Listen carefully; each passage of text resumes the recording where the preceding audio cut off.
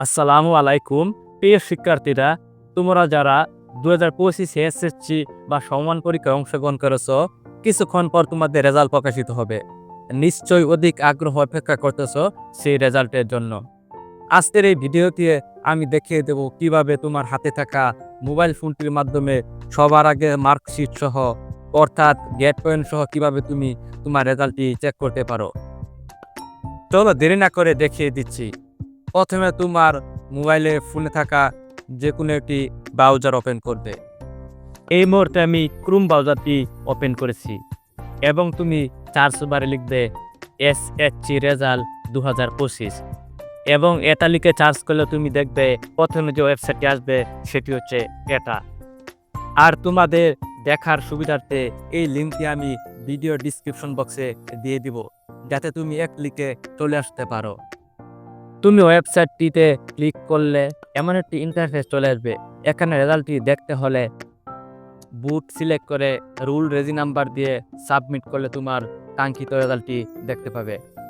এখন যেহেতু রেজাল্ট প্রকাশিত হয়নি, তাই আমি 2024 সালের এক শিক্ষার্থী রেজাল্ট বের করে তোমাদেরকে নিয়মটি শিখিয়ে দিচ্ছি। তার বুট ছিল ঢাকা বুট, তাই আমি ঢাকা বুট সিলেক্ট করলাম, তার রুল নাম্বার দিয়ে দিলাম, রেজি নাম্বার পূরণ করে দিব, তারপর এই ফলাফলটি লিখব।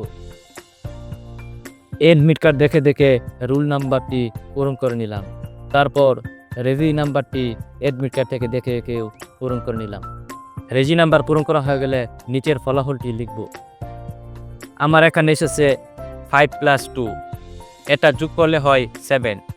সব কিছু পূরণ করা হয়ে গেলে সাবমিট বাটনে ক্লিক করব।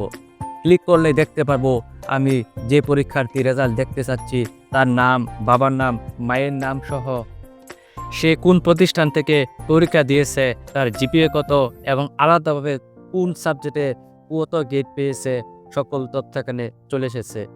সো এইভাবে কিন্তু তুমি তোমার রেজাল্টটি চেক করতে পারো। সবাইকে অসংখ্য ধন্যবাদ এতক্ষণ ধৈর্য ধরে ভিডিওটি দেখার জন্য। যারা কাঙ্ক্ষিত রেজাল্ট করেছ তাদেরকে অসংখ্য অভিনন্দন। আর যারা কাঙ্ক্ষিত রেজাল্ট করতে পারোনি তা মন খারাপ না করে বুট চ্যালেঞ্জ করতে পারো বা পরবর্তী বছরের জন্য ভালো করে প্রিপারেশন নিতে পারো। সবাইকে অসংখ্য ধন্যবাদ। আল্লাহ হাফেজ।